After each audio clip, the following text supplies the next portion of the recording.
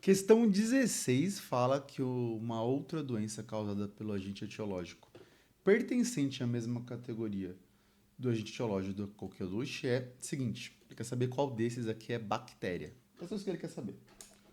Aí, seguinte: isso aqui é vírus,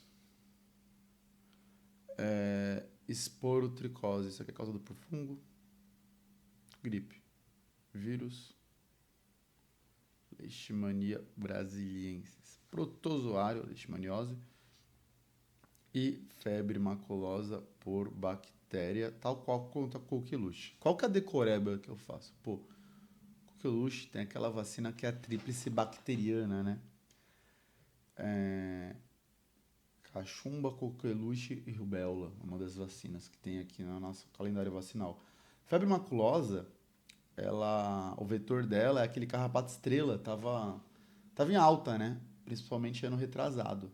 É o motivo de ter aparecido aqui na Olimpíada. Isso aqui, 16, letra E. Continuar aqui, vamos tentar fazer um vídeo mais curto, acabar logo. Tem um texto sobre o mercúrio, é um inibidor não competitivo de uma enzima, que é a colina oxidase, que tem papel importante na neurotransmissão, né? E ele vai falar o seguinte: o consumo de peixes e outros animais contaminados é importante fonte de contaminação. Abaixo são listadas algumas espécies da fauna do ciclo, ou seja, de água doce da Amazônia, bem como seus hábitos alimentares. Dentre eles, a que apresenta espécie cujo consumo continuado causará maior risco. Seguinte, isso aqui é uma questão de biomagnificação. Como funciona a biomagnificação, né?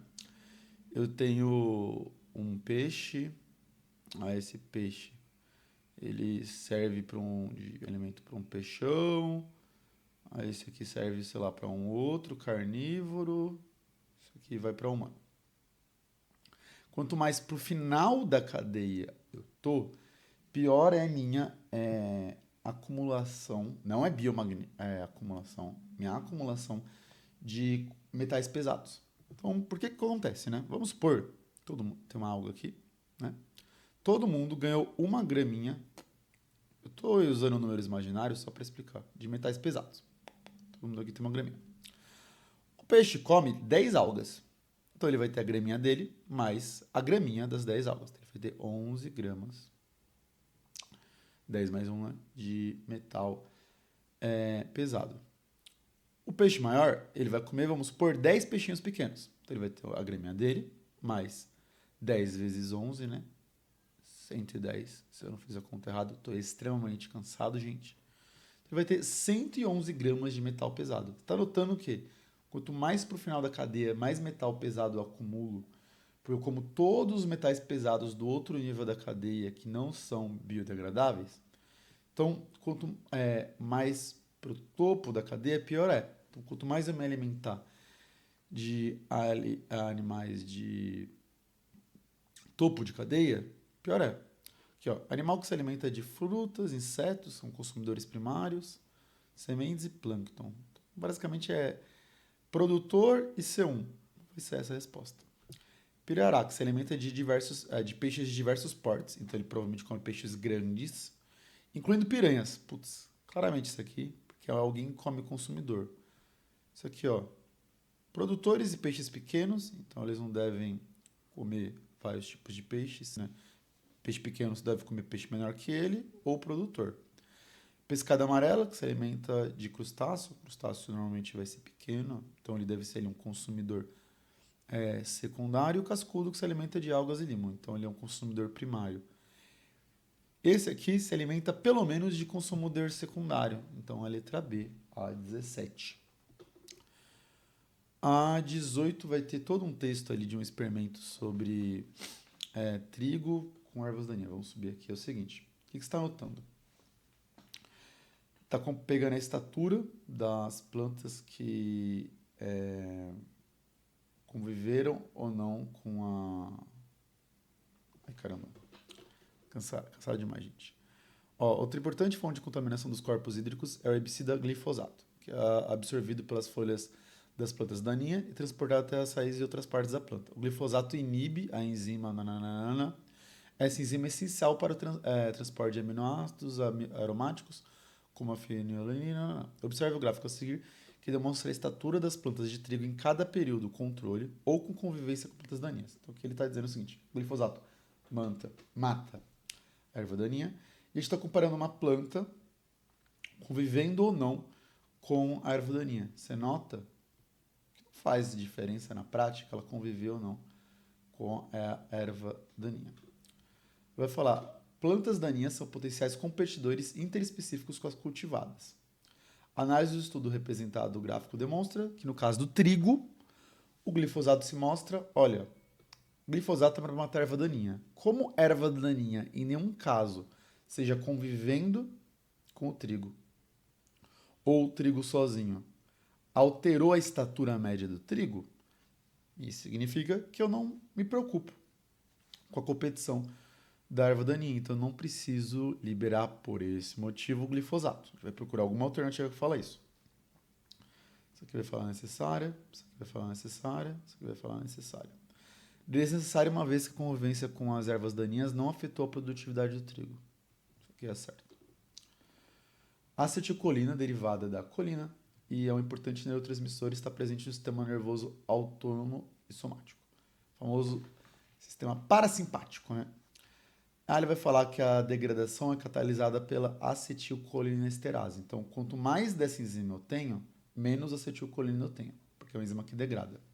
Que pode ser inibida pela ação dos organofosfarados, inseticidas que podem causar intoxicações mamíferas. Uma modificação fisiológica que pode estar associada com a intoxicação por organofosforado. Seguinte, se eu tiver muito disso, eu tenho pouca acetilcolinesterase. Se eu tenho menos dessa enzima, a acetilcolina vai agir mais. Acetilcolina, sistema nervoso parasimpático, preciso de algo que tenha a ver com o sistema nervoso parasimpático e não simpático ativo.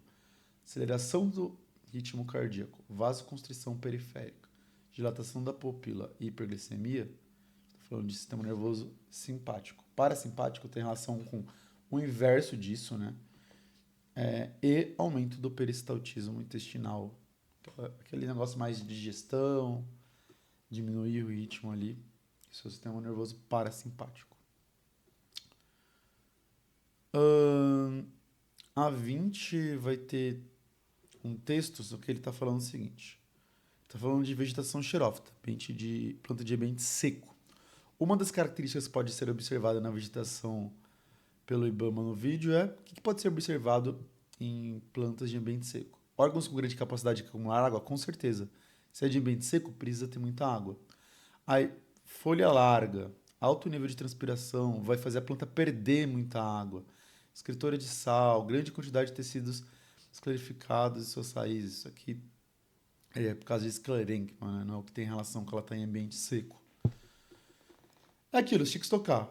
Planta de ambiente seco tem que guardar água dentro dela, senão ela morre desidratada. Tá, os onças e outros grandes mamíferos são importantes predadores de topo nos ecossistemas. Essas espécies são consideradas espécies-chave, uma vez que aumentam a competição interespecífica de suas presas, não. Como elas controlam a população da presa, a presa tem população diminuída, né? Sei lá, vou inventar aqui, tá? Coelho e onça. Onça diminui a população de coelho. O coelho, tendo menos coelho, tem menos sobreposição Não é que tem menos sobreposição, ele ocupa o mesmo nicho, né? Mas tem menos coelhos para competir por recurso com outros animais que usam o mesmo recurso que o coelho. Como tem menos do coelho, e menos dos outros animais também, que são predados pela onça, eles acabam competindo menos. Porque tem menos indivíduos, menos população por recurso. Faz sentido isso? Então, tipo, tem menos herbívoros para comer a grama. Então eles vão competir menos pela grama, mais ou menos assim. Então não é que vai aumentar a competição interespecífica. Diminui a competição interespecífica entre suas presas, sim. Todas as presas deles vão competir menos, porque eles estão com a população controlada. Aí tem um texto aqui. Ó, a onça pode medir 150 centímetros sem a cauda, pesar tanto. Apesar de haverem registros de machos com 100 quilos, são animais com hábitos crepusculares, noturnos. Isso aqui parece muito questão de vestibular. Ó. São solitários, é um predador carnívoro.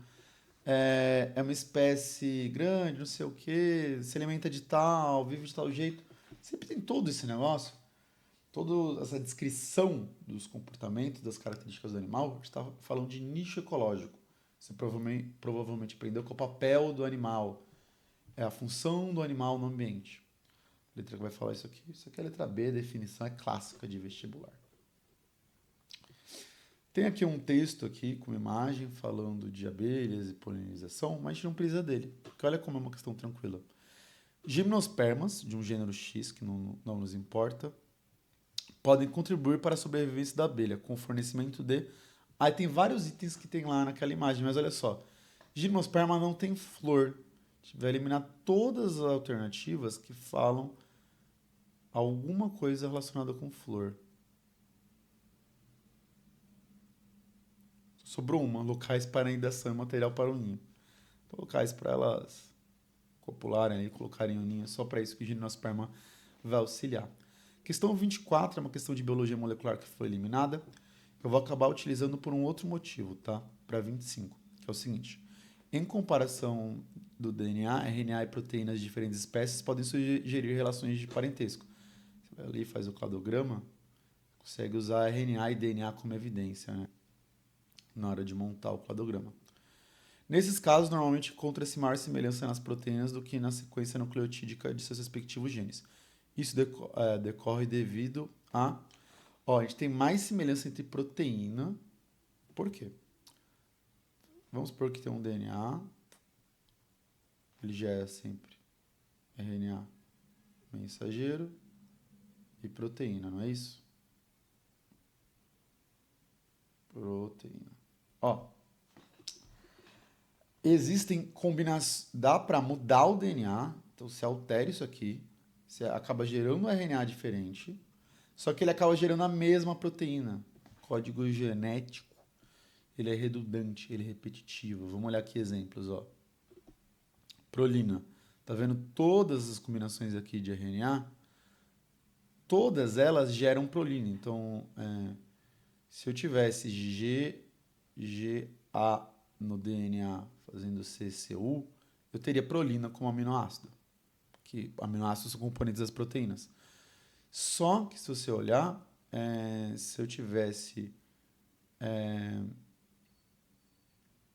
GGT no DNA, teria CCA no RNA, CCA também da prolina. Então eu mudei o DNA, ó, mudei uma base, o A pelo T, mudei o RNA e continuei chegando ambos em prolina.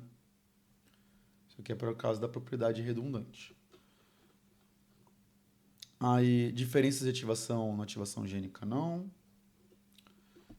Modificações epigenéticas, não. Existirem 4 tipos de nucleotídeos e 20 tipos de aminoácidos. Isso é verdade, mas não é o que explica.